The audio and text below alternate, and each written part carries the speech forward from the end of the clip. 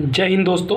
तो आप देख सकते हैं कि यहाँ पे एक सवाल है और इस सवाल में लिखा हुआ है कि यदि किसी संख्या का 2/7 भाग 36 हो तो उस संख्या का 1/3 कितना होगा। तो कह रहा है किसी संख्या का 2/7 भाग, माना वह संख्या, चलो हल करते हैं, इसको देखते हैं। माना वह संख्या क्या है, यक्स मान लेते हैं, ठीक है।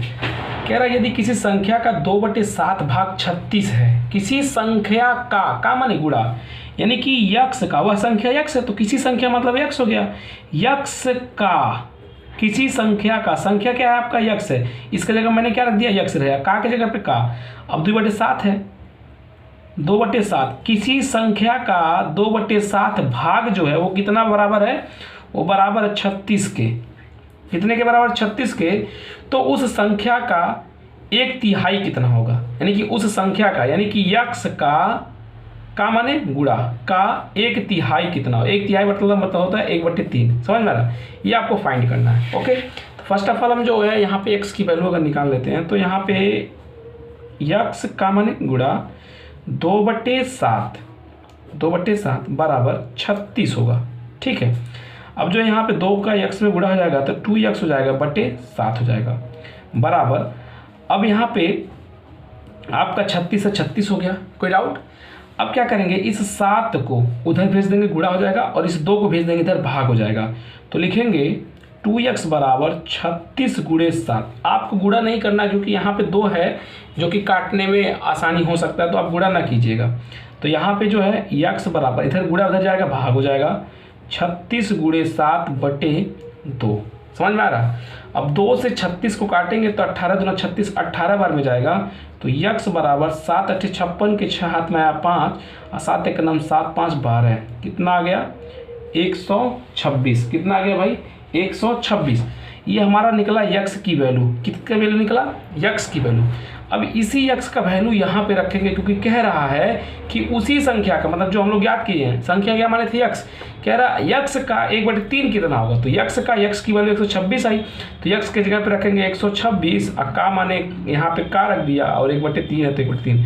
अब देखो 126 का माने गुणा और 1/3 यहाँ रख दिया। अब 3 से काटेंगे इसको तो कितना बार में जाएगा, 3 चौक का 12 और 3 दूना 6, यानी कि वो वैल्यू कितनी है, आपका आंसर 42 आ गया। आई होप आपको समझ में आ गई होगी। अब चलो नेक्स्ट सवाल की बात करते हैं। तो दोस्तों यहाँ पे देख सकते हैं दूसरा सवाल कह रहा है यदि किसी संख्या का 1/3 उसके 1/4 से 10 अधिक है तो इस संख्या के अंकों का योग क्या होगा। पहले बार जब आप इस तरह के सवाल को लगाते हो तो आप बहुत सावधानी से इस सवाल को पढ़ो। सवाल बहुत कठिन नहीं होता है, बशर्ते आप जो इसको कठिन कर देते हो सोच करके। तो आप ध्यान से सवाल को समझो। कह रहा है यदि किसी संख्या का 1/3, किसी संख्या का 1/3, मानो वह संख्या क्या होगा, माना वह संख्या क्या है, यक्स है आपका।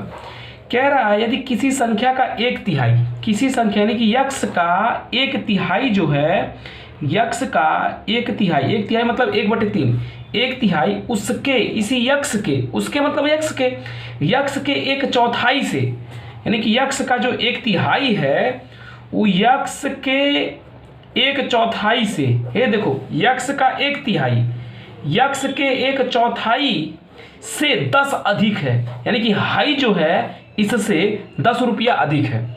तो अगर इन दोनों को बराबर करना रहे, 10 रुपया हे वाले से हाई 10 रुपया अधिक है, तो अगर हमें 10 रुपया इसको हम दे देते हैं तो क्या ये दोनों एक दूसरे के बराबर हो जाएंगे कि नहीं हो जाएंगे, बिल्कुल हो जाएंगे।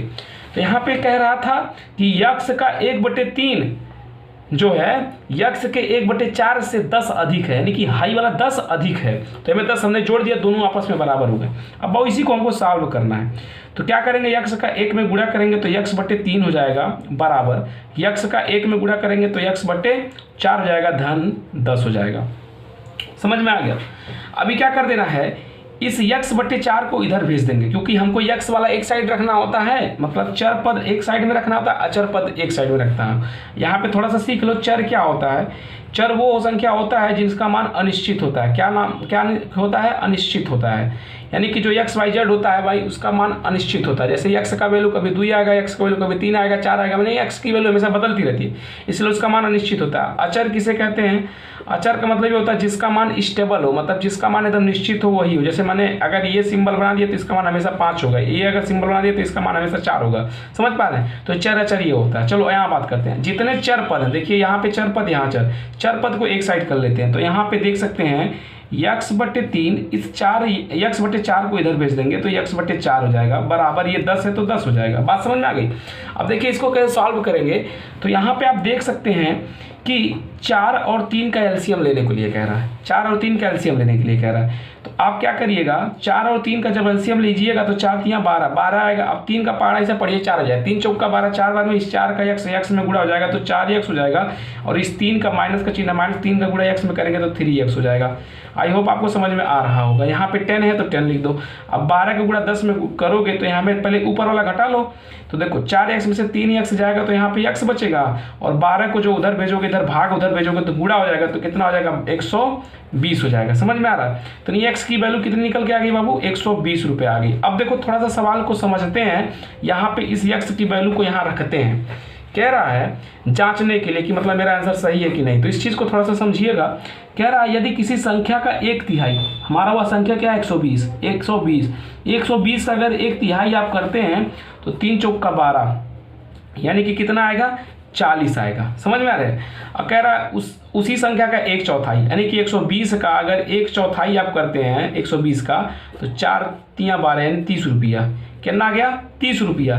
तो कह रहा है किसी संख्या का 1/3 कितना आया 40 रुपया, और उसी संख्या का 1/4 कितना आ गया 30 रुपया, यानी कि 1/3 वाला 1/4 से 10 रुपया अधिक है। तो आप देख सकते हैं यहाँ पे कि 40 रुपया ये 30 रुपया, तो आपको देख सकते हैं कि यहाँ पे अंतर 10 रुपये का आना है। तो वही चीज़ कह रहा था कि 1/3 जो है 1/4 से 10 अधिक है, तो ये आपका 10 अधिक हो गया। तो ये आपका सवाल का जांच हो गया। आई होप आपको ये पूरा सवाल समझ में आ गया होगा। तो अगर आप चैनल पर नया हो तो चैनल को सब्सक्राइब करके जो है वीडियोज़ को बिल्कुल देखो, आप गणित में ज़रा सा भी कमज़ोर नहीं मानोगे। मिलते हैं नेक्स्ट वीडियो में।